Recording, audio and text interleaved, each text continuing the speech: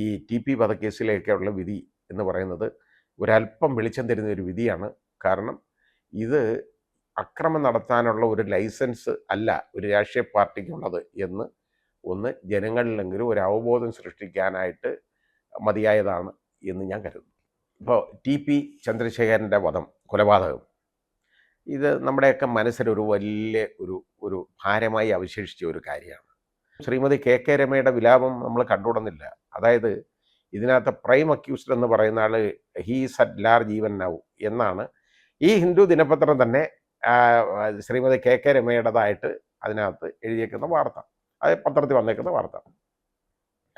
അപ്പോൾ അത് prime accused ആരാണെന്ന് ഒന്നും പറയാതെ എല്ലാവർക്കും അറിയാം. അയാൾ ഫ്രീ ആയിട്ട് നടക്കുകയാണ് എന്നാണ് പറഞ്ഞേക്കുന്നത്. കാരണം എല്ലാവരെയും നിയമത്തിന് മുമ്പിൽ കൊണ്ടുവരാൻ കഴിഞ്ഞിട്ടില്ല.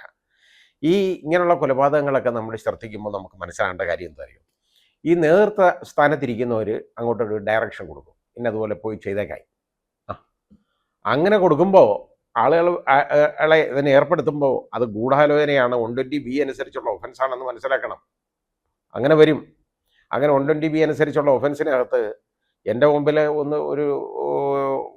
വളരെ ഒരു രാഷ്ട്രീയ പാർട്ടിയുടെ പ്രമുഖ സ്ഥാനത്ത് നേതൃത്വ സ്ഥാനത്തിരിക്കുന്ന ഒരു 2 പേരുടെ കാര്യം ഡീൽ ചെയ്യാൻ എനിക്കിട വന്നിട്ടുണ്ട്.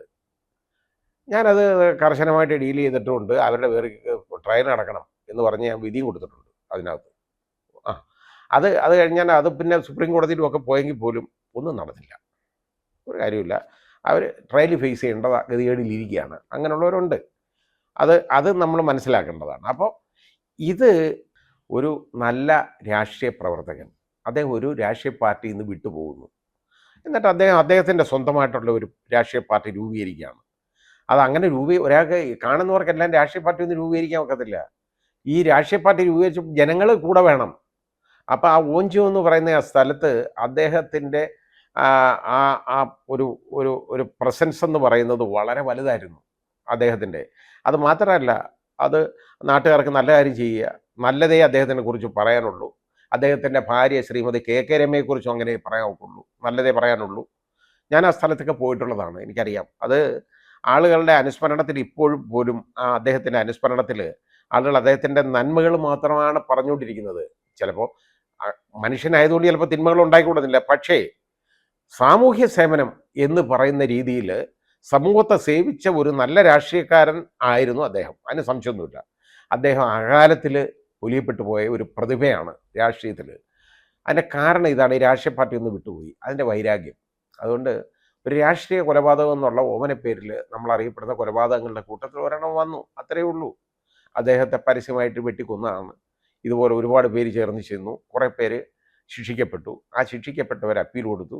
വെറുതെ വിടപ്പെട്ടു പോയവരെ ശിക്ഷിക്കണമെന്ന് പറഞ്ഞിട്ട് അതിന് അപ്പീൽ വന്നു. അത് ഹൈക്കോടതി അത് കണ്ട് തീരുമാനിച്ചപ്പോൾ നല്ല ഒരു വിധിന്യായമാണ്, വളരെ നമുക്ക് സ്വാഗതം ചെയ്യപ്പെടേണ്ട ഒരു വിധിന്യായമാണ് അവിടെ വന്നേക്കുന്നത്.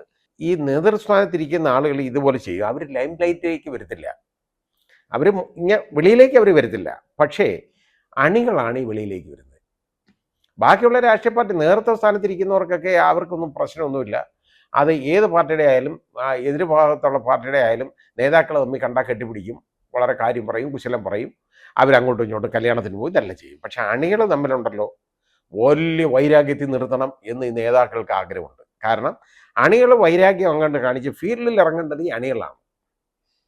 ഇവർക്ക് ഉടയാത്ത ഉടുപ്പ് ഇട്ട് വൈറ്റ് കോളറുമായിട്ട് അവിടെ ഇരുന്നാൽ മതി, കുഴപ്പമില്ല.